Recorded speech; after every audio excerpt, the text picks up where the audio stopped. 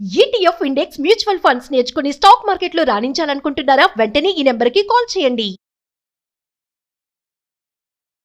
So Ram గారు, మామూలుగా కొంతమంది పెళ్ళైన ఆడవాళ్ళు పిల్లలతో బయట వర్క్ చేయలేక ఒక చోట బిజినెస్ పెట్టుకుంటామని అనుకుంటారు. ఇంకొకరు ఏంటి, మేము అంత చదువుకోలేదు కాబట్టి ఎనీహౌ ఎలాంటి వాళ్ళైనా అది అబ్బాయిలు కానీ అమ్మాయిలు కానీ ఆడవాళ్ళు కానీ మగవాళ్ళు కానీ చిన్న పెద్ద తేడా లేకుండా ఒక బిజినెస్ స్టార్ట్ చేసేటప్పుడు అసలు ఫస్ట్ ఆఫ్ ఆల్ వాళ్ళ మైండ్ సెట్ ఎలా ఉండాలి అండి? అంటే దేనికొచ్చినా తట్టుకునేంత శక్తి వాళ్ళకు ఉండాలి.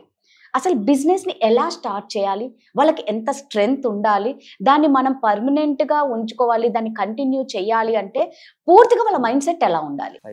సో మీరు బిజినెస్ స్టార్ట్ చేయడం గురించి మాట్లాడినప్పుడు ఒక వన్ మోస్ట్ ఇంపార్టెంట్ థింగ్ చెప్తానండి. నేను ఒక బిజినెస్ స్టార్ట్ చేయాలి అని అంటే మనస్ఫూర్తిగా స్టార్ట్ చేయాలి ఫస్ట్ ఆఫ్ ఆల్. అంతేగాని నాకు ఎక్కడో ఫ్రస్ట్రేషన్ వస్తుంది, నేను జాబ్ చేస్తున్నాను, నా బాస్ నన్ను తిట్టేస్తున్నాడు, ఇదంతా కాదు నేను బిజినెస్ చేసుకుంటా అని అది కరెక్ట్ కాదు.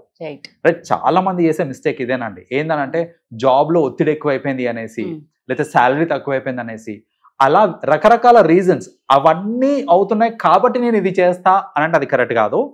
నాకు ఇది చెయ్యాలని ఉంది, నేను ఇది చేస్తా అని అంటే మీ సక్సెస్ 50% ఎన్హాన్స్ అయిపోతుంది అక్కడనే. సో మన యాటిట్యూడ్ చూడండి, అది చేయడం ఇష్టం లేదు కాబట్టి ఇది చేస్తా అనడం వేరు, ఇది చేయడం నాకు ఇష్టం కాబట్టి నేను చేస్తా అనడం వేరు. సో ఫస్ట్ ఆఫ్ ఆల్ ఒక బిజినెస్ స్టార్ట్ చేయాలంటే ఆ ప్యాషన్, ఆ స్పార్క్ ఏదైతే ఉంటుందో చూడండి, అది చాలా ఇంపార్టెంట్.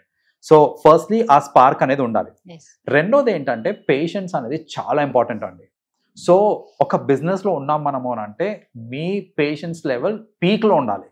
అంతేగాని మీరు ప్రతిదానికి ఫ్రస్ట్రేట్ అయిపోతారో, నేను చాలా షార్ట్ టెంపర్డ్ అన్నారు అనుకోండి, మీకు వేరియస్ ప్రాబ్లమ్స్ వస్తూ ఉంటాయి. లైక్ ఇప్పుడు ఆబ్వియస్లీ మీరు ఒక బిజినెస్ స్టార్ట్ చేశారంటే మీకు ఎంతో పనులు కూడా ఉంటారు. మీ పనుల్ని మీరు తిట్టారు, మీ దగ్గర పనిచేసే వాళ్ళని మీరు తిడుతున్నారు అని అంటే పడే రోజులు కావు ఇవి. ఎవరికన్నా సరే సెల్ఫ్ రెస్పెక్ట్ అనేది ఫస్ట్ వస్తుంది. సో నేను తిడుతూ ఉంటాను, నోటుకొచ్చినట్టు మాట్లాడతాను అని అంటే పడేవాళ్ళు ఎవరు లేరు ఇక్కడ. ఆబ్వియస్లీ మీ బిజినెస్ ముందుకు సాగడం కష్టం అవుతుంది. రెండోది రకరకాల కస్టమర్లను చూస్తూ ఉండాలి. మనము ఒక బిజినెస్ స్టార్ట్ చేసామంటే ఎంతో మంది కస్టమర్స్తో ఇంటరాక్ట్ అవుతూ ఉంటాం. అందులో కొందరు బాగా మాట్లాడతారు, కొందరు కసురుకుంటారు, కొందరు తిట్టేస్తారు. సో ఇలాంటి రకరకాల మంది జనాలు వస్తూ ఉంటారు. కాబట్టి మనకి పేషెన్స్ లెవెల్ పీక్లో ఉంటేనే వాళ్ళందరినీ మనం హ్యాండిల్ చేయగలుగుతాం, ప్రాపర్గా హ్యాండిల్ చేయగలుగుతాం. చేస్తేనే, అలా చేసే కేపబిలిటీ ఉంటేనే మన బిజినెస్ అనేది సర్వైవ్ అవుతుంది. సో ఆ పేషెన్స్ లెవెల్ అనేది కూడా చాలా ఇంపార్టెంట్. అండ్ ఇంకోటి, పేషెన్స్ ఎందుకు ఇంపార్టెంట్ అని అంటే ఏ బిజినెస్ అన్నా స్టార్ట్ చేయగానే అది రిటర్న్స్ ఇచ్చేది. టేక్ టైం, కొంత టైం అనేది ఇట్ టేక్స్. ఆ పీరియడ్ ఉంటుంది చూడండి, రిటర్న్స్ వచ్చే పీరియడ్ ఇంకా బిజినెస్ స్టార్ట్ చేసిన టైం ఉంటుంది కదా, అది చాలా క్రూషియల్. చాలా మంది ఏంటంటే ఆ పీరియడ్లోనే గివప్ చేస్తుంటారు అనమాట. లైక్ స్టార్ట్ చేస్తారు, చూస్తుంటారు, పని చేస్తున్నాను పొద్దున్నుంచి రాత్రిలా గుడ్డులా చాకరీ, కానీ డబ్బులు వస్తున్నాయంటే రావట్లేదు, ఇంకా ఉల్టా పోతున్నాయి. ఎందుకంటే స్టార్టింగ్లో ఉంది కాబట్టి. సో ఏంటంటే మనం అది గ్రహించాల్సింది ఏంటంటే ఏ బిజినెస్ అన్నా ఇచ్చేక ముందు ఫస్ట్ తీసుకుంటుంది, తింటది మన దగ్గర, తిని తిని తిని ఒకటేసారి ఇట్ స్టార్ట్స్ గివింగ్ అప్ అన్నమాట. It starts giving away. So ఆ గివ్ అవే టైం వచ్చేంత వరకు మనం కూడా పేషెంట్గా ఉండాలి. ఈలోపు ఈ స్పాన్లో ఏమవుతూ ఉంటుందంటే మన చుట్టూ ఉండే జనాలు ఎవరైతే ఉన్నారో వాళ్ళు చెప్పా కదరా అనవసరంగా స్టార్ట్ చేసావు నువ్వు, ఇలాంటి మాటలు మాట్లాడడం స్టార్ట్ చేస్తూ ఉంటారు అనమాట. మంచి జాబ్ వదులుకొని ఇదారా నువ్వు చేసేది అనే వాళ్ళు కూడా ఉంటారు.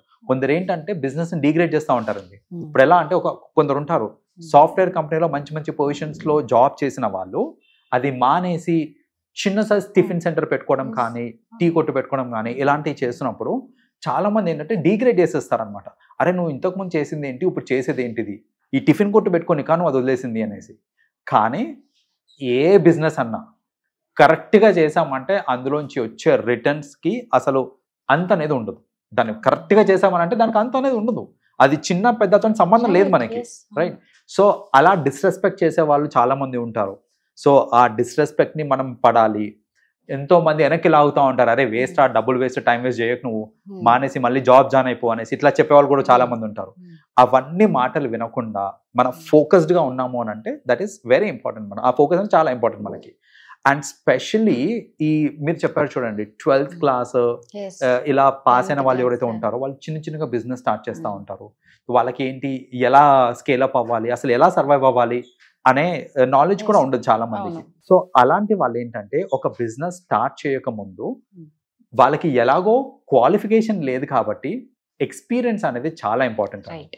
సో అలాంటి వాళ్ళు ఏంటంటే డైరెక్ట్ గా బిజినెస్ స్టార్ట్ చేయకుండా Hmm. ఫస్ట్ ఏదైతే బిజినెస్ చేద్దాం అనుకుంటున్నారో అందులో కొంత అవగాహన పెంచుకోవడం important. Start working. Hmm. So మీరు వర్క్ చేయండి, అదే ఫీల్డ్ లో వర్క్ చేసి ఇన్ అండ్ అవుట్ అబ్జర్వ్ చేయండి. Hmm. వర్క్ చేసేటప్పుడు ఏంటంటే మన రెస్పాన్సిబిలిటీస్ లిమిటెడ్ గా ఉంటాయి. సపోజ్ ఇప్పుడు నేను ఒక శారీ షాప్ లో వర్క్ చేస్తున్నాను అని అంటే నేను జస్ట్ శారీస్ ఇప్పి చూపించడం వరకే Yes. అవును. పరిమితం ఉంటుంది నాకు అది. సో అలా కాకుండా మీరు అబ్జర్వ్ చేసుకుంటూ అసలు ఇంపోర్ట్ ఎక్కడి నుంచి వస్తుంది, ఎంత మార్జిన్స్ పెట్టుకుంటున్నారు, ఆ కస్టమర్ని ఎట్లా మనం కన్విన్స్ Yes. చేస్తున్నాము, ఒక కస్టమర్కి కావాల్సింది ఏంటిది ఎలా గేజ్ చేయాలి, ఇలాంటి ఎన్నో అంశాలు ఉంటాయన్నమాట. అవన్నిటి మీద వాళ్ళు ఏంటంటే డే బై డే వాళ్ళు వర్క్ చేస్తూ ఉన్నారంటే ఇవన్నిటి మీద వాళ్ళకి నాలెడ్జ్ వస్తూ ఉంటుంది. వన్స్ ప్రాపర్ నాలెడ్జ్ వచ్చిన తర్వాత they can start the business. Hmm. అంతేగాని చెయ్యాలి కదా, వాళ్ళకి ఎలాగో ఇప్పుడు ఎడ్యుకేషన్ లేదు, Hmm. దానికి తోడు ఎక్స్పీరియన్స్ కూడా లేదు. ఎడ్యుకేషన్ కంటే కూడా ఎక్స్పీరియన్స్ చాలా ఇంపార్టెంట్. సో ఎక్కడో ఒక చోట జాయిన్ అయ్యి ఎక్స్పీరియన్స్ని మనం గెయిన్ చేసుకున్నాము అని అంటే అప్పుడు వాళ్ళు సక్సెస్ అవ్వడానికి ఛాన్సెస్ చాలా ఎక్కువ ఉంటుంది. Right. మీరు అన్నది 100% అండి. పేషెన్స్ చాలా ఇంపార్టెంట్. Right. అందుకే స్మైలీ ఎప్పుడు ఫేస్ లో ఆ స్మైల్ అనేది ఉండాలి. మనం ఇంట్లో ఉన్న చిరాకులన్నీ తీసుకొని వచ్చి మనం కస్టమర్స్ మీద పెడితే మన బిజినెస్ ఎత్తిపోతుంది. Correct. సో అది అయితే మీరు చెప్పినట్టు ఇంట్లో చిరాకు బిజినెస్ మీద తీసుకురావద్దు, బిజినెస్ చిరాకు ఇంట్లో తీసుకెళ్ళద్దు. అప్పుడు మీ లైఫ్ హ్యాపీగా ఉంటుంది. ఎందుకంటే చాలా మంది ఏం చేస్తారంటే ఇంట్లో చిరాకు ఎలాగో కస్టమర్ మీద చూస్తే కస్టమర్ పడడు, పాడాడు. రైట్. వాడు రివోల్ట్ అవుతాడు, Yes. లేదంటే ఇంకోసారి రాడు మీ దగ్గరికి. కానీ ఆఫీస్ లో చిరాకు ఇంట్లోకి తీసుకెళ్తే ఎటు పోదు, నాతోటే ఉంటది, అలా పడుంటది అనే థాట్ లో చాలా మంది ఏంటంటే ఇంట్లో అది బయట చిరాకు అంతా తీసుకొచ్చి ఇంట్లో చూపిస్తా ఉంటారు. అది చేయడం కూడా చాలా తప్పండి. నిన్ను నమ్ముకొని నీ దగ్గరకు వచ్చిన ఒక స్పౌస్ ని నువ్వు ఎవరి మీద వచ్చిన కోపం ఇక్కడ చూపిస్తా అనంటే అది ఎంతవరకు కరెక్ట్ అసలు? తను ఏమైపోవాలి? రోజు నువ్వు వస్తావని ఆశగా ఎదురు చూస్తున్న అమ్మాయి నువ్వు వచ్చి కసురుకుంటుంది అని అంటే ఎదురు చూడడం మానేస్తుంది ఇంకా. రైట్. సో అందుకనే మనం ఏంటంటే ఆ బ్యాలెన్స్ అనేది చాలా ఇంపార్టెంట్ అండి. వర్క్ లైఫ్ బ్యాలెన్స్ అంటారు. సో పర్సనల్ విషయాల్లో ఆఫీస్కి తీసుకురావద్దు, ఆఫీస్ విషయాలు ఇంటికి తీసుకెళ్ళకూడదు. అది కనుక పర్ఫెక్ట్ గా మెయింటైన్ చేసామంటే మన మెంటల్ పీస్ కూడా ఉంటుంది మనకి. ఎగ్జాక్ట్లీ. సో ఇది రామ్ గారు చెప్పేది. ఎవరైనా బిజినెస్ స్టార్ట్ చేయాలంటే పేషెన్స్ ఉండాలి. ఫస్ట్ ఆఫ్ ఆల్ అది ఒక అవసరం, ఇది కంపల్సరీ, దీని వల్లే మనం సర్వైవ్ అవుతాము అన్న మైండ్ సెట్ తోనే మీరు స్టార్ట్ చేయండి. నాకు అక్కడ వద్దు, ఇక్కడ ఇదేదో చేద్దామని ఫస్ట్ అన్నట్టు చేస్తే మాత్రం వర్కౌట్ అవ్వదు. బెటర్ కొంచెం ఇన్వెస్ట్మెంట్ కూడా కొంచెం చిన్న అమౌంట్ తో ఇన్వెస్ట్ చేసుకుంటూ వెళ్తే బెటర్ ఏమో. క్యాలిక్యులేటెడ్ రిస్క్ తీసుకోవడం చాలా ఇంపార్టెంట్. ఆ రిస్క్ అనేది ఎలా చూసుకోవచ్చు అంటే ఈ డబ్బు పోయినా నాకు పర్వాలేదు అనే మైండ్ సెట్ రావాలి ఫస్ట్. ఇది పోతే నాకు ఇంపాక్ట్ అవుతుంది అని అంటే మీరు ఎక్కువ పెడుతున్నట్టు లెక్క. సో మీరు అది క్యాలిక్యులేట్ చేసుకోండి. ఇంతవరకు రిస్క్ ఈ అమౌంట్ టోటల్ జీరో అయిపోయినా కూడా నాకు ప్రాబ్లం లేదు నా లైఫ్ లో అని అనుకున్నప్పుడు ఆ అమౌంట్ మాత్రమే మీరు ఇన్వెస్ట్ చేసుకొని దానికి తగ్గట్టు బిజినెస్ స్టార్ట్ చేసుకోవాలి. అంతేకాని బర్డెన్ ఎక్కువ తీసేసుకున్నాం అనుకోండి, అప్పుడు ఏమవుతుంది అని అంటే ఫ్యూచర్ లో మీరు వేరే ఏదైనా జాబ్ చేసినా కూడా ఈ బ్యాక్లాగ్ వల్ల వచ్చే డబ్బులన్నీ దీనికి వెళ్ళిపోవడము, దాని వడ్డీ అవన్నీ అసలు కట్టడము, వడ్డీ కట్టడము, అలా ఏమవుతుందనంటే మీకు డబ్బులు వస్తున్నాయి కానీ చేతిలో ఆడవు. సో ఇలాంటి ఏంటంటే లాంగ్ టర్మ్ ఇంప్లికేషన్ లేకుండా ఉండాలి. మన మెంటల్ పీస్ కూడా పోకుండా ఉండాలంటే మీరు బిజినెస్ స్టార్ట్ చేసేటప్పుడే పెట్టే అమౌంట్ ఏదైతే ఉందో అది క్యాలిక్యులేటెడ్ రిస్క్ అంటారు. ఆ క్యాలిక్యులేటెడ్ రిస్క్ తీసుకొని మాత్రం పెట్టాలి. అంతేగాని బియాండ్ ఆర్ కేపబిలిటీ పెట్టారంటే కనుక ఫ్యూచర్ లో మళ్ళీ ఇబ్బంది అవుతుంది, చాలా ఇబ్బంది పడతారు. హెల్త్ ఇష్యూస్ కూడా టెన్షన్స్ వల్ల వస్తాయి. జాగ్రత్త. Thank you. రైట్ అండి.